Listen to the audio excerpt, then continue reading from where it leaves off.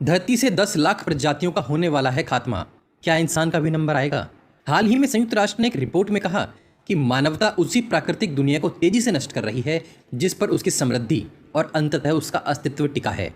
वनों, महासागरों, भूमि और वायु के दशकों से हो रहे दोहन और उन्हें जहरीला बनाए जाने के कारण हुए बदलावों ने दुनिया को खतरे में डाल दिया है। दुनिया भर में अनेक जीव विलुप्त होने के कगार पर पहुंच चुके हैं। वैज्ञानिक और विशेषज्ञ जंगली प्रजातियों के संरक्षण का आह्वान करने को मजबूर हो रहे हैं। इनका कहना है कि एक और जहां प्रजातियों के संरक्षण से अरबों लोगों को भोजन मिल सकता है और लोगों की आमदनी बढ़ सकती है, वहीं दूसरी ओर अगर प्रजातियों के संरक्षण के लिए कदम नहीं उठाए गए तो जैव विविधता और पारिस्थितिकी तंत्र अर्थात इकोलॉजी के प्रभावित होने से लोगों के स्वास्थ्य और जीवन की गुणवत्ता को भयंकर नुकसान पहुंचने वाला है।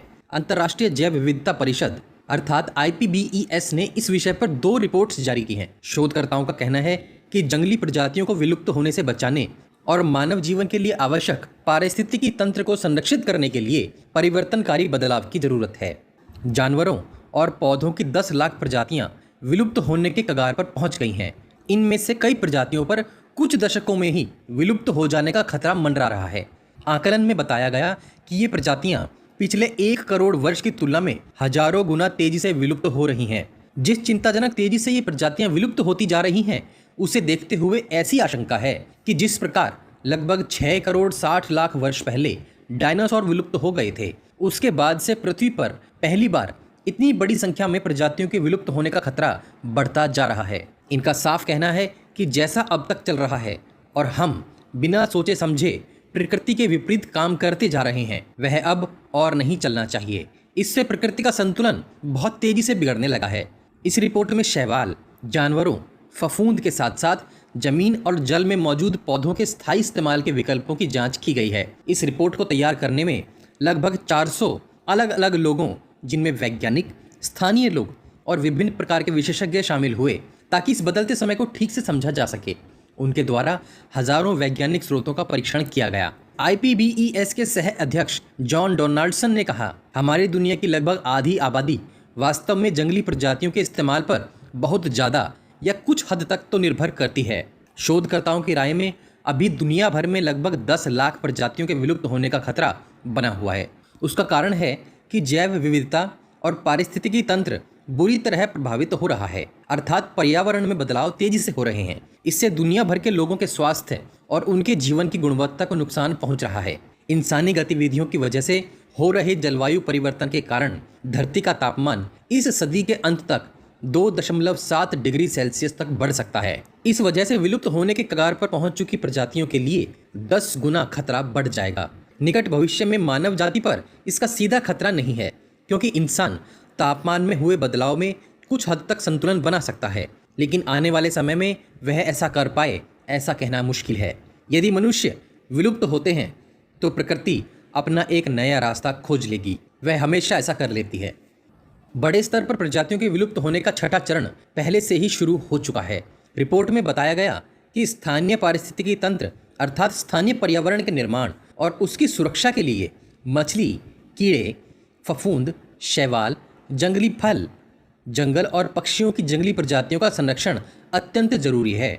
विलुप्त होने के कगार पर पहुंच चुकी जंगली प्रजातियों के संरक्षण की जरूरत है। इन प्रजातियों के संरक्षण से अरबों लोगों को भोजन मिल सकता है, जिस प्रकार आज मिल रहा है। साथ ही जीवन जीने के लिए आमदनी बढ़ सकती है। जंगली प्रजातियों और उनके अनुकूल पर्यावरण की रक्षा करने से लाखों लोगों की आजीविका सुरक्षित होगी, वरना उनकी आमदनी बिल्कुल समाप्त हो जाएगी और मनुष्यों के बीच संघर्ष शुरू हो जाएगा। संयुक्त राष्ट्र जंगली प्रजातियों, इंसानी गरीबी और भूख से लड़ने के लिए अनेकों लक्ष्य निर्धारित करता है। अगर इंसान पर्यावरण को ठीक से संरक्षित कर पाए तो वह उनकी गरीबी और भूख से लड़ने के प्रयासों में बहुत मददगार होंगे। सभी खाद्य फसलों का 2/3 हिस्सा बड़े पैमाने पर जंगली पराग कणों पर निर्भर करता है। दूसरे शब्दों में कहें तो पक्षी, हवा, कीड़े या किसी अन्य माध्यम से बीज जंगल में एक जगह से दूसरी जगह फैलते हैं। दुनिया भर में पाई जाने वाली 2/3 से ज़्यादा फसलें परागण के लिए कीटों पर ही निर्भर हैं। बिना इन कीटों के परागण संभव नहीं है और बिना परागण के फसल संभव नहीं है। आज स्थिति यह है कि इन कीटों की करीब 1/3 आबादी विलुप्त होने के कगार पर पहुंच गई है। ऐसे में न तो परागण होगा और ना ही फसल होगी। जब फसल ही नहीं होगी तो इंसान को भोजन भी नहीं मिल पाएगा। जंगली पौधे, फफूंद और शैवाल दुनिया की 20% आबादी के भोजन का हिस्सा हैं। दुनिया में आर्थिक रूप से कमजोर लोगों में से 70% लोग जंगली प्रजातियों पर ही सीधे तौर पर निर्भर हैं। जंगली पेड़ों से ही लाखों लोगों का जीवन बसर होता है। यही उनकी आमदनी का सबसे मुख्य स्रोत है। हालांकि इसके साथ ही जिन 2 अरब लोगों को खाना पकाने के लिए लकड़ी की जरूरत होती है, वे जैव विविधता को नष्ट कर रहे हैं। इंसान द्वारा वनों की कटाई के कारण हर साल लगभग 50 लाख हेक्टेयर जंगल नष्ट हो जाते हैं। जबकि लोगों को यह ठीक से समझना होगा कि पेड़ों की कटाई किए बिना भी जंगली प्रजातियों से कमाई की जा सकती है। इस अध्ययन में पर्यावरण के नुकसान की लागत भी आंकी गई है। राजनीतिक और आर्थिक निर्णय लेते समय प्रकृति को कम आंकना वैश्विक स्तर पर जैव विविधता के संकट को बढ़ा रहा है। राजनेता ठीक निर्णय नहीं ले रहे हैं। आर्थिक विचारों पर आधारित नीतिगत निर्णय लेने के दौरान इस बात की अनदेखी की जाती है कि पर्यावरण में होने वाले बदलाव लोगों के जीवन को कैसे प्रभावित करते हैं। उदाहरण के लिए क्षणिक लाभ और सकल घरेलू उत्पाद यानी कि जीडीपी के रूप में विकास को मापने पर जब अधिक ध्यान केंद्रित किया जाता है तो सामाजिक अन्याय और अत्यधिक प्राकृतिक दोहन जैसे नकारात्मक प्रभावों का आकलन नहीं हो पाता। जब सरकारें नीति निर्धारित करें तो प्रकृति के मूल्यों को शामिल करें। विकास और जीवन की अच्छी गुणवत्ता को फिर से परिभाषित करने जैसा ही है। साथ ही उन तरीकों की पहचान की जाए जिससे लोग प्रकृति के ज़्यादा करीब आ सकते हैं। वैज्ञानिकों ने ऐसे नियम बनाने की मांग की है जिससे जमीन का अधिकार स्थानीय लोगों के हाथ में ही हो और जो मोनोकल्चर की जगह जंगली प्रजातियों को बढ़ावा देती हो। मोनोकल्चर उसे कहते हैं जिसमें बड़े किसान या कंपनी सिर्फ एक ही प्रकार की फसल उगाते रहते हैं, उसमें विविधता पैदा नहीं करते। स्थानीय लोग एक ही जमीन पर हर साल अलग अलग फसल लगाते हैं ताकि उसकी उर्वरा शक्ति बनी रहे। ऐसे बदलाव पशुओं के चरने का मौसम भी निर्धारित करते हैं और उन्हें अलग अलग प्रकार का चारा उपलब्ध कराते हैं। फसलों के कुछ हिस्सों को बिना कटाई के छोड़ देना चाहिए ताकि उन पर निर्भर कीटों का जीवन नष्ट न हो। यह सब जैव विविधता को बनाए रखने या बढ़ाने के लक्ष्य के साथ किया जा सकता है।